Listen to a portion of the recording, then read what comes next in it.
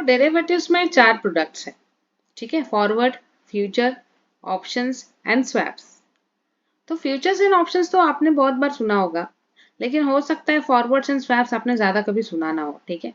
तो one by one हम लोग सब करते हैं। दो तरह के मार्केट है, जैसे मैंने बताया, एक होता है इक्विटी मार्केट और एक होता है डेरिवेटिव मार्केट। इक्विटी मार्केट वो है जहां पर आप कोई स्टॉक खरीदते हो और उसका पूरा पेमेंट आप पे करते हो। जैसे मैंने एक एग्जांपल लिया था रिलायंस का। अगर मान लो रिलायंस का प्राइस चल रहा है 2400, ठीक है। 2400 इंटू 100 अगर आप करते हो, ठीक है, तो 2,40,000 ये पूरा पेमेंट करना है इक्विटी मार्केट में। लेकिन अगर आप वही चीज फ्यूचर्स में करते हो, ठीक है, तो फ्यूचर्स तो कैसा रहता है कि आपको 1 महीने का उसका एक्सपायरी होता है। तो उसके पहले आपको क्या करना है, उसको सेल कर देना है। तो ये लॉन्ग टर्म के लिए तो है नहीं, इसीलिए पूरा पैसा अपने को पे नहीं करना है, उसका एक सर्टेन परसेंटेज पे करना है।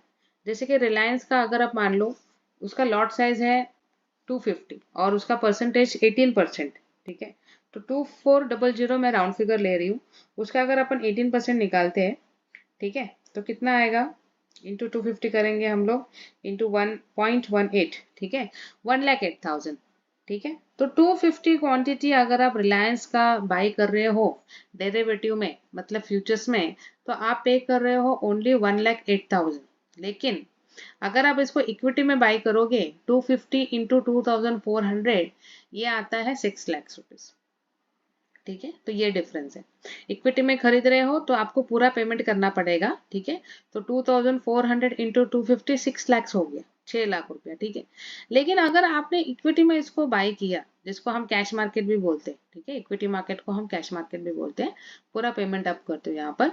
अगर आपने रिलायंस को इक्विटी मार्केट में अगर बाई करते हो, तो कोई आपसे ये नहीं कहेगा कि इसको आप सेल कर दो 1 महीने में, 3 महीने में, 1 साल में, 2 साल में, आपको कोई नहीं बोलेगा ऐसे, ठीक है।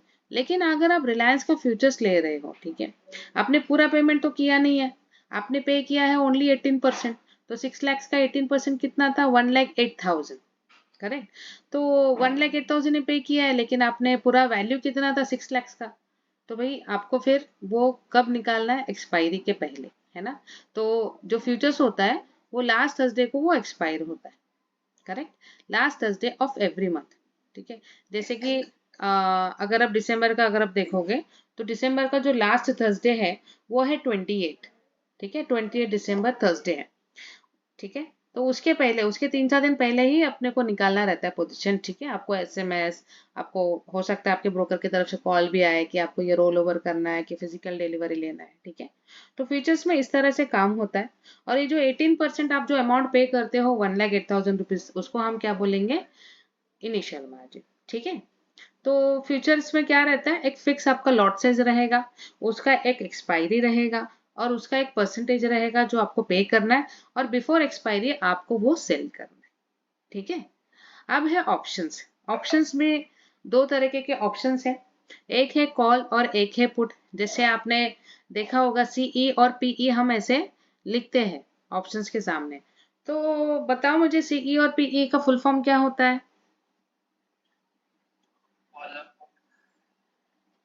फुल फॉर्म सी और ई का क्या फुल फॉर्म है।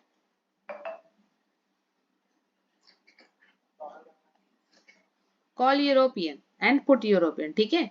तो अभी से आप जब भी देखोगे ऑप्शंस, वहां पर आप देखोगे सीई और पीई, तो आपको याद आएगा कि सीई का मतलब है कॉल यूरोपियन और पीई का मतलब है पुट यूरोपियन, ठीक है। क्योंकि इंडिया इंडिया में क्या फॉलो होता है, यूरोपियन ऑप्शंस, ठीक है। अभी आप बोलोगे मैम कि और भी कुछ है क्या, यूरोपियन के अलावा अमेरिका वगैरह भी है क्या। तो यस, दो तरह के ऑप्शंस होते हैं मार्केट में, American options and European options, ठीक है। बाद में हम पढ़ेंगे कि दोनों में डिफरेंस क्या है, ठीक है। लेकिन अभी के लिए फिलहाल जान लो कि इंडिया फॉलो करता है यूरोपियन ऑप्शन, ठीक है, जहां पर आप ऑप्शन को चाहो तो फ्यूचर में कन्वर्ट कर सकते हो ओनली ऑन एक्सपायरी। लेकिन अमेरिकन ऑप्शंस में क्या होता है, आप उसको कभी भी एक्सरसाइज कर सकते हो, not only on expiry, any time, on और बिफोर, ठीक है। तो ये डिटेल में पढ़ेंगे हम लोग थर्ड चैप्टर में, ठीक है। तो फिलहाल ऑप्शंस के बारे में हम लोग थोड़ा डिटेल जान लेते हैं। देखो ऑप्शंस क्या है ना, ये आपको एक राइट देता है, ठीक है। जैसे कि मान लो अभी आपको रिलायंस बाय करना है 250 क्वांटिटी इंटू 2,400, 6 लैक्स तो आपके पास है नहीं, करेक्ट। तो आप क्या सोचोगे, फ्यूचर्स के बारे में सोचोगे। फ्यूचर्स में भी क्या होगा, 250 इंटू 2400 इंटू 18% हमने देखा 1,08,000। अब वो आपके पास उतना भी पैसा नहीं है, आपके पास मान लो सिर्फ है 10,000 या 5,000, ठीक है। तो अगर आपके पास कम पैसा है ना, तब भी आप मार्केट में ऑप्शंस के थ्रू आप ट्रेड कर सकते हो। अगर आप रिलायंस में बुलिश हो, आप क्या कर सकते हो, आप कॉल ऑप्शन ले लोगे रिलायंस का, ठीक है। जैसे मान लो उसका प्रीमियम चल रहा है कितना, 10 रुपीज, ठीक है। लॉट साइज कितना है, 250। तो 250 इंटू 10 मतलब कितना, सिर्फ 2,500 में आप ट्रेड कर सकते हो, ठीक है। अभी आपने कैश मार्केट में नहीं लिया रिलायंस को क्योंकि आपको 6 लाख चाहिए था, आपने फ्यूचर्स में भी नहीं लिया क्योंकि उसमें भी आपको 1,08,000 चाहिए था, लेकिन आप बुलिश हो, आपको मार्केट में ये अपॉर्चुनिटी मिस नहीं करनी है, तो आप क्या करोगे, आप उसका कॉल ऑप्शन बाय कर लोगे, ठीक है। तो सस्ता होता है ऑप्शंस, ठीक है। लेकिन एट द सेम टाइम ये high risk and high return, ठीक है। जहां पर आपको ज्यादा रिटर्न्स मिलने का चांस है, वहां पर आपको हाई रिस्क भी होता है, ठीक है। अब इसमें क्या होता है ना, जब आप ऑप्शन लेते हो उसका मतलब क्या होता है कि आपने एक प्राइस बुक कर दिया। जैसे मान लो आपने अगर निफ्टी का मैं एक एग्जांपल लेके बताती हूँ, निफ्टी का मान लो आपने 21,200 का अगर आपने कॉल बाई किया 100 रुपीज में, और मान लो आपको वो एक्सपायरी के दिन अगर आपको एक्सरसाइज करना है, ठीक है, और वो निफ्टी उस दिन चल रहा है 21,400, लेकिन अगर आप इसको फ्यूचर में कन्वर्ट करते हो ना एक्सपायरी के दिन, तो भले वो निफ्टी का प्राइस चल रहा है 21,400, लेकिन आपको वो मिलेगा 21,200 में। क्यों, क्योंकि आपने ऑलरेडी उसका कॉल ऑप्शन बाय किया हुआ, ठीक है। थोड़ा टेक्निकल है, हम लोग थोड़ा और डिटेल में पढ़ेंगे तो और एग्जांपल्स लेके मैं समझाऊंगी। अभी के लिए फिलहाल इतना समझ लो कि जैसे फ्यूचर भी एक डेरिवेटिव प्रोडक्ट है या जिसको हम एक कॉन्ट्रैक्ट बोलते हैं, वैसे ही ऑप्शन क्या है, ये भी एक कॉन्ट्रैक्ट है, ये भी एक डेरिवेटिव प्रोडक्ट है, जहां पर हम एकदम मिनिमम अमाउंट पे करके हम लोग जो है इसमें ट्रेड कर सकते हैं। अगर मार्केट बुलिश है तो आप क्या कर सकते हो, कॉल को बाय कर सकते हो। अगर मार्केट बेरिश है तो आप पुट बाय कर सकते हो। लेकिन कभी कभी क्या होता है कि मार्केट ना ऊपर जा रहा है ना नीचे जा रहा है, मार्केट इज फ्लैट, ठीक है, जिसको हम रेंज बाउंड मार्केट भी बोलते हैं। ऐसे सिचुएशन में आप कॉल और पुट को राइट ऑफ भी कर सकते हो, ठीक है। सब चीज डिटेल में पढ़ेंगे हम लोग, ठीक है। I hope futures and options basic product क्या है, कैसे काम करता है, ये आपको समझ में आया रहेगा। एनी डाउट सो फार? ठीक है।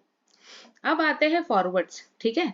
तो डेरिवेटिव्स में जैसे मैंने बताया 4 प्रोडक्ट्स है, फ्यूचर्स एंड ऑप्शंस थोड़ा थोड़ा आपको डिटेल समझ में आ गया होगा। अब हम पढ़ते हैं फॉरवर्ड मार्केट, ठीक है। अब देखो फॉरवर्ड मार्केट में क्या